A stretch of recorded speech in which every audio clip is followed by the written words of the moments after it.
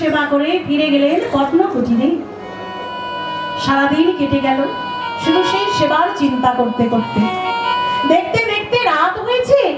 সেবা করে কৃষ্ণদাস শয়ন করেছেন বিছানায়, কিন্তু বিছানায় শয়ন করে ঘুমিয়ে ঘুমিয়ে আজকে তিনি স্বপ্ন দেখছেন।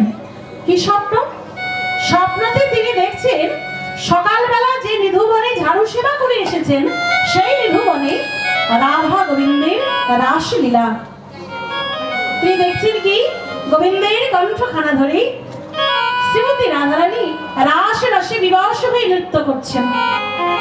কিন্তু নাচতে নাচতে রাধারানীর বাম চরণের নুপুরটি খসে পড়ল ওই নিধুবনের মাঝে। কিন্তু রাধারানীর সেদিকে লক্ষ্য নেই।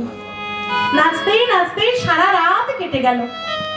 যখন সকাল হয়েছে, সখীদের সঙ্গে রাধারানী যখন ফিরে যাচ্ছেন কুঞ্জ ত্যাগ করে, ঘুমোতে ঘুমোতে কৃষ্ণদাস বলে উঠলেন, রাধে তুমি যে চলে যাচ্ছ, কিন্তু তোমার নুপুরটি যে পড়ে রইল, নিয়ে যাও।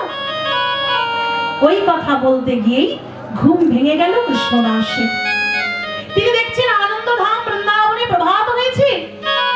সকালবেলা মনে পড়ে গেল, তাই তো আমার ঝাড়ু সেবা করতে হবে। তাড়াতাড়ি করে ঝাড়ুখানা হাতে নিয়ে ছুটলেন নিধুবনে। নিধুবনে এসে শুরু করেছেন ঝাড়ু সেবা। সকল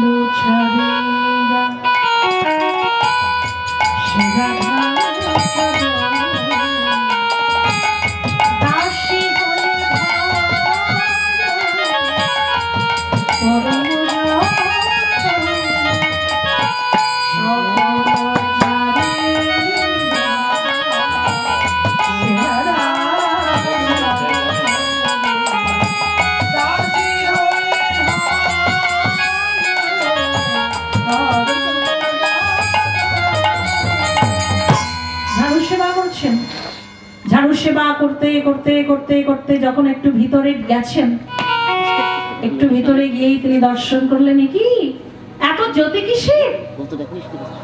তারপর দেখছেন না না না, ওটা জ্যোতি নয়, জ্যোতি নয়। ইন্দ্র নীলমণি খচিত একটি সোনার নুপুর পড়ে রয়েছে কুঞ্জের ভিতরে। তবে কি আমার যে স্বপ্ন দেখেছিলাম সেই স্বপ্ন কি আমার সত্যি হলো? ধীরে ধীরে এসে নুপুরটিতে স্পর্শ করেছেন। নুপুরটি তো যার তার নয়, রাধারানীর নুপুর। স্পর্শ করার সঙ্গে সঙ্গে চমকে উঠলেন। চিন্তা করলেন স্বপ্ন আবার মিথ্যা হয়নি।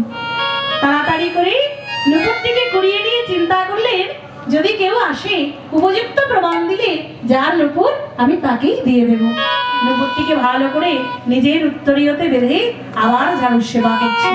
সকল স্বাধীন